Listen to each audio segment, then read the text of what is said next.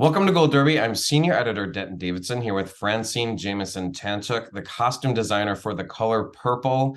Francine, congratulations on this film. People have been so excited about it, and it's finally coming out this Christmas. It's a lot of pressure to live up to. The original, though, what was swirling through your mind when you were offered this job, and what did that original movie mean to you? The original movie was just so meaningful to me because just the span of so many different periods and working with a wonderful mentor of mine, Aggie Rogers. And my job was to clothe a lot of the background ladies, to assist in pulling in from the costume houses and shopping for fabrics for Aggie. So I was really doing a job as an assistant costume designer for her as well. And really costuming day players. And it was just amazing, really, the job that we entailed because it was a lot of work, but it didn't seem like it. It was just a joy to work on. And it was my first time also to read Alice Walker's incredible novel, which I think Steven Spielberg was really wanted everyone to read it before we all embarked on this the film. So it was very I feel an honor to work on the original. So when this one came around, I thought as the costume designer, I was just so honored to be thought of and asked to do it. And I was on the phone with Blitz. I think we were on the phone an hour, and it was probably the end of December, and I was finishing up Emancipation, and I thought, wow, this is something that I cannot refuse. This is an opportunity of a lifetime. And I just felt it was, a little me with it being a little nervous about it on how to really maneuver through this, with this idea of The Color Purple is such a beautiful, iconic film. And how do we bring it into 2023? And that was just constant meetings with Blitz and I feel the production designer Paul, and we were just collaborating together all the time. What a So cool full circle moment for you, though, to be someone who had been a part of that original and then to come on as the costume designer for this. yeah, How do you even begin to then conceptualize, okay, this is a new musical. We want to remain true to the story, but it is a new modern telling. And what costumes do you start with? What was your first focus? my first focus was how do we really tell the story with Celie again? How will her costumes travel through these eras?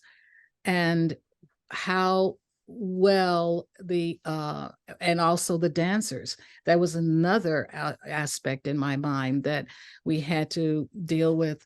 The being the outfits had to be fluid and moving enough that they could really perform what they needed to do in the dance, in the choreography.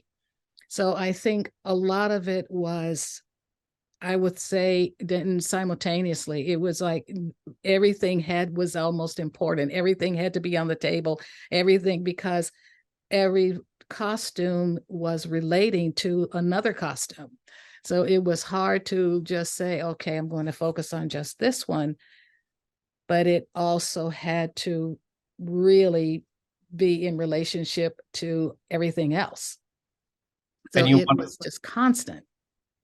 and you want to be accurate to the times, and Yes. it's spanning decades. We see a lot of patterns in the clothing, and then we also I love those beautiful white dresses that the young Nettie and Yes. Celia are in. So what is it like to, what was the style? What was the style that you wanted to make sure was accurate of that era, especially in the South, in Georgia? Well, I wanted to make it really accurate enough, especially for 1910. When we start the film off, it was important that Blitz wanted to see the purity and the cleanness and all of that of Celie and Nettie's relationship, that it was just unencumbered by stuff, they loved each other as sisters, which was showing such a relationship, which is why when Nettie was driven away, that it was so difficult for Celie to move forward. And we just wanted to show that crisp white cotton cleanness of those dresses in the beginning. And we're also dealing with the South. We're also dealing with spring, summer. So the color was also fresh. And Blitz and I wanted to make sure that we saw that in the beginning. And so everything afterwards had its journey through Celie becoming more somber as the abuse was going on in her life. And her soul was just being touched with so much sadness. But then when Shug came into the picture, it opened up a whole new world for Celie. And it began with the dress that Shug felt she loved Celie enough to give her that gift of something very special that Celie had never, ever worn in her life. And that was the dress she wore to the juke joint. That sparkled for her. It was bright for her. And it just opened up something. And it was bright and a light that went on in her spirit. So it was all of that to make and to keep in the framework of the different periods, pushing just a little bit, because who says that everything was so homogenized in those periods? There had to be someone very progressive. But I didn't want it to be too progressive, because you were dealing with a little small country town, southern town in those eras, and it itself had another backdrop of discrimination going on. So I just wanted to make sure that their world was also believable, but at the same time comfortable. And Blitz and I wanted to show that as well. And you mentioned Shug. You get to dabble in sort of the glamour and the glitz of show business, really, of that era. Yeah. Talk about working with Taraji, and what were some of your favorite looks or your favorite looks for Shug, and building that character with her, because the clothes really are a big part of what make her who she is in this film. Yes, absolutely. What it makes her. I think one of the best ones I like for Taraji is when she arrives in town. That had to be another one that was an eye opener. And she's yelling out and waving at her father, who totally is like, oh, what is she doing here? And how did she get here? And how do I handle this? Sort of a look. And I felt that it had to be something really special, and to show that although Shug was dealing with a lot of things missing, the love missing that she wanted to have in her life, she was not going to let it keep her grounded or keep her down. And I wanted her outfit to show that she was the celebrity coming back into this town. And also, when she decided to go into the juke joint, that outfit had to really just be spectacular. And it was something that I remember speaking with Aggie Rogers, the designer that was on Color Purple in '85. And I said, Aggie, I'd like to borrow a little bit of your style with the pearls around the headdress. And it was just something to shape Taraji's, her beautiful face. And she was working those pearls with the movement and everything of the dance. It was just spectacular. It really worked. And Taraji was so open to all the ideas. She was just anxious to see how this character was coming up into play, and how she was going to really uh, transformed Taraji with Suge. And so the costume really, I think, pretty much helped her get into that character. I don't think it was the main thing that helped her, but it did help. And she just felt Suge Avery. That was it. When she would come out of her dressing room, you you could feel that Taraji felt that character. Are you able to find like vintage pieces to help you, or do you have to build everything? Like what's the balance in that? Everything of the dancers in 1910, all of those costumes had to be built Wow. because it had to have the movement for the dancers in order to do what they had to do.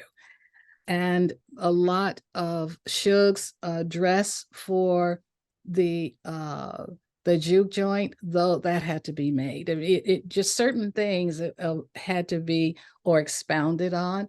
The headdress, we started with certain base, but then the plumes, certain plumes were added, certain the pearls, a lot of things were added in order to enhance the costume. Yes, a lot of the men's outfits were vintage, but we also had to build in gussets so they can be able to stretch and move for the dancers.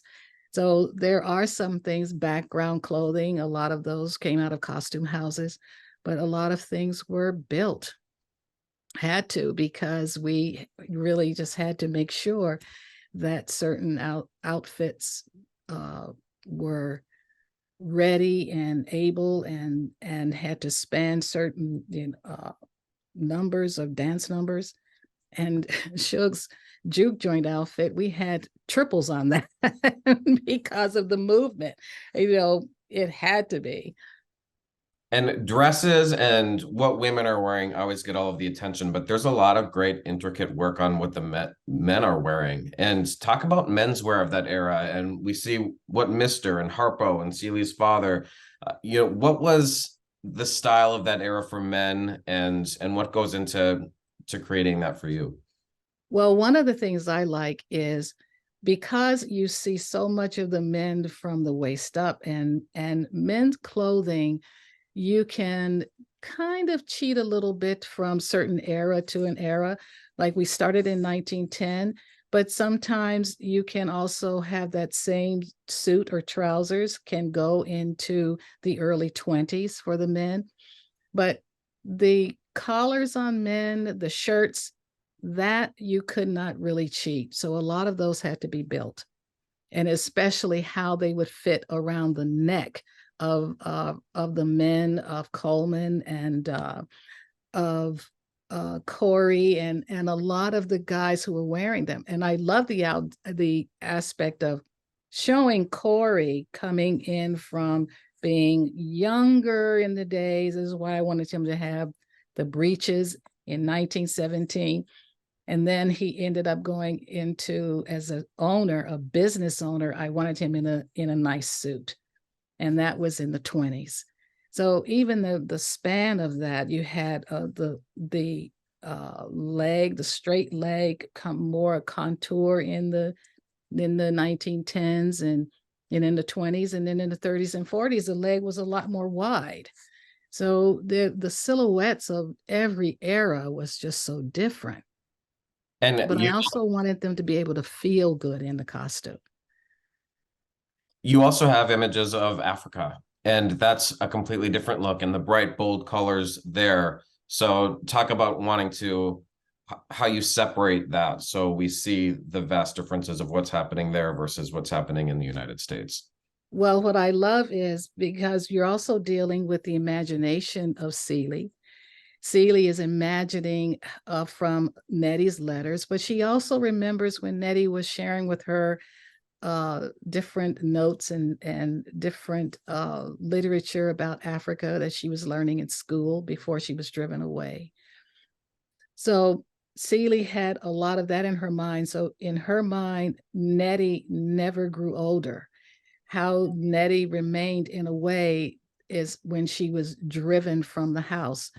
But getting back to the African clothing, my goodness, Blitz was an amazing contributor, because Blitz himself is Ghanaian by heritage, and he has a very dear friend and partner, Mr. Boateng, who is also in Ghana, who I collaborated with in order to have certain colors and the print and the kente, which was real kente cloth, because it was woven. And kente has been around, what, it's got to be over 1,000, 2,000 years.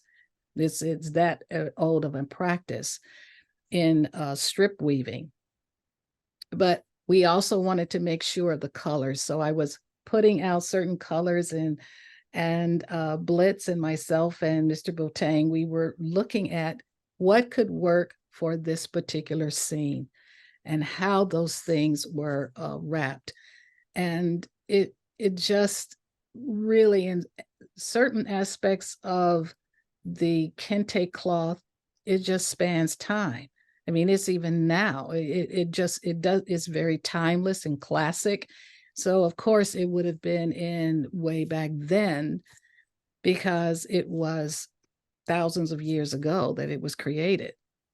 So the colors on that kind of white sandy beach, and then you had the deadwood trees, and it was just then it was just incredible just to see all of that together, plus the outfits of 1910, the preacher in his dark suit and his wife, and it just so really kind of worked. And of course, Nettie's yellow dress, which was also built, that had to be from original, because we had to have several aspects of it, so it just all came together. I'd say a divine moment.